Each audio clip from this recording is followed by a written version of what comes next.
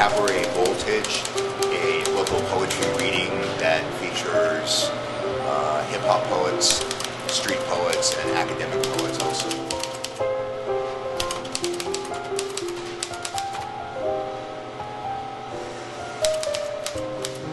Poetry is not a career.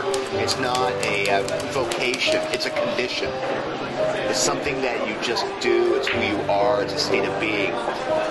We are trying to avoid, though, kind of a beatnik stereotype. The first time I wrote a poem was, I was 18, and my friend had come in and told me about this experience he had talking to these alcoholics, and for some reason, I still don't know why, I never did this before, I sat down and wrote a poem about alcoholics. I just wrote a series of poems based on Grey's Anatomy. I wrote a series of poems that indirectly relate to dissection. And as a poet, you never really make a lot of money just being a poet. You can barely make a living just being a poet. If you're making a living, you're doing good. I think sometimes people have this preconception of poetry as being either boring or complicated or hip-hop type of thing. But I think really poetry is, we all do it, even if you're not a poet. Unfortunately, our society's been raised on MTV. Unless there's music with it, they don't get it. I think there's different types of poetry. There's poems that do really well at bars. There's poems that do better in academic settings. Bars aren't known for subtlety, for really good imagery.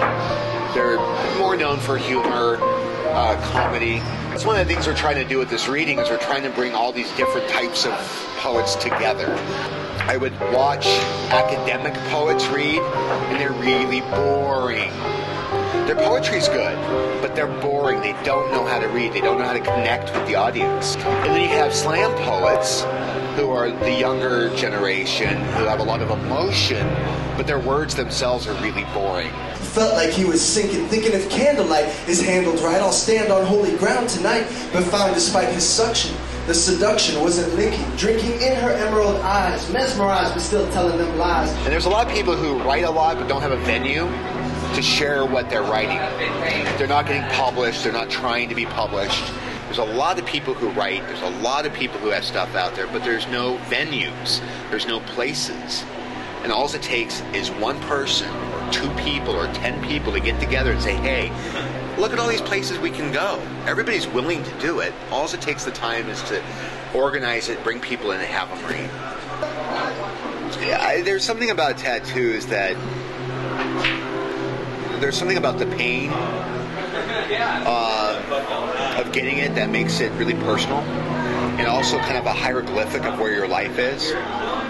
And each one has kind of a personal symbol, a personal story. So in some ways, it's like symbolic poetry.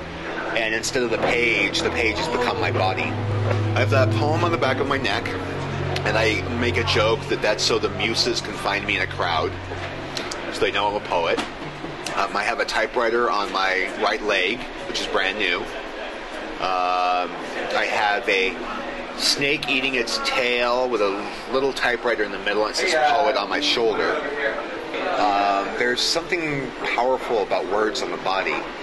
And my idea of putting this together was to have a venue where people could go who don't have an opportunity to share their stuff, for academic poets to come and hear people who know how to read, and people who know how to read come and hear people who know how to write.